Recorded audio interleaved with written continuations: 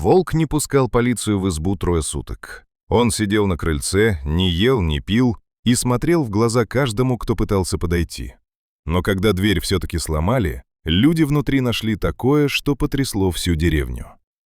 Волк охранял не дом, он охранял правду об убийстве.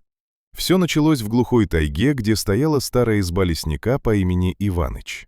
Местные знали его как человека упрямого. Если сказал «нет», значит «нет».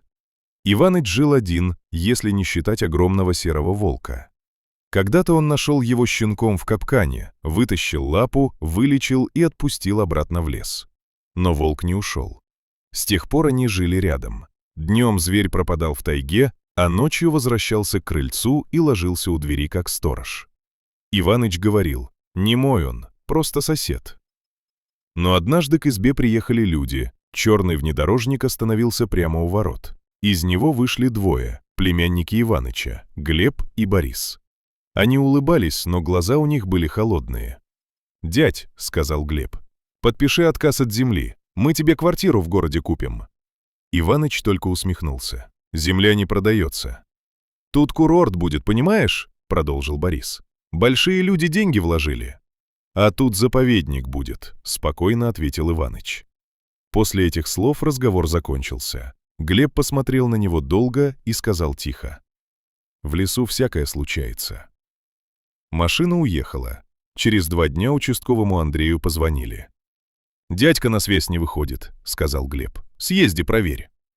Андрей знал этот кордон. Когда он подъехал, первое, что его насторожило — тишина. Ни птиц, ни следов зверя. Только следы человека, ведущие к дому. И огромные волчьи лапы вокруг избы, кольцом. Когда Андрей вышел из машины, из тени крыльца медленно поднялся волк. Огромный, серый. Он встал на верхней ступеньке и перекрыл вход. «Серый», — тихо сказал Андрей. Он видел этого зверя раньше, но сегодня волк был другим. Не рычал, не бросался, просто стоял и не пускал. Андрей попытался заглянуть в дом и увидел на полу сапог Иваныча. «Иваныч!» — крикнул он. Волк оскалился.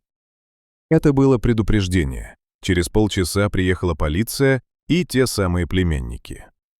«Все ясно», — сразу заявил Глеб. «Волк его загрыз».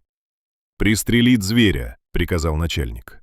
Но Андрей медлил. Волк не нападал. Он охранял вход. Ночь Андрей провел в машине возле дома, и ближе к полуночи он услышал звук, который не забудет никогда. Волк зашел в избу и завыл. Но это был необычный вой, это был плач. Так, будто зверь понимал, что его человек больше не встанет. Наутро Андрей решился. Он разбил окно и залез внутрь. В углу лежал Иваныч, а на его шее были четкие следы пальцев, не зубов, пальцев. Рядом лежал старый диктофон. Андрей нажал кнопку. Из динамика послышался знакомый голос Глеба. «Подписывай, старый». Потом удар и тишина. В этот момент Андрей понял все. Волк все это время сидел на крыльце не просто так. Он не давал людям войти и уничтожить запись. Он охранял последнюю вещь, которая пахла его хозяином, и могла рассказать, что случилось. Когда Андрей поднял глаза, волк уже стоял рядом. Он больше не рычал, просто смотрел, будто говорил: «Теперь ты знаешь». И впервые за 3 дня он отошел от двери.